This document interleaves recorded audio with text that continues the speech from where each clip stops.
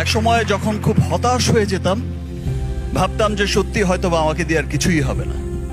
নিজের আপন মানুষকেই বলতে শুনেছি, তোমার দিন শেষ Shakib, you are dead horse. ভেবেছি হয়তো এখানেই শেষ, ইতি টানতে হবে। আবার ভেবেছি যাওয়ার আগে একটা ট্রাই করে যাই, না হলে চলে যাব, ছেড়ে দেব চলচ্চিত্র।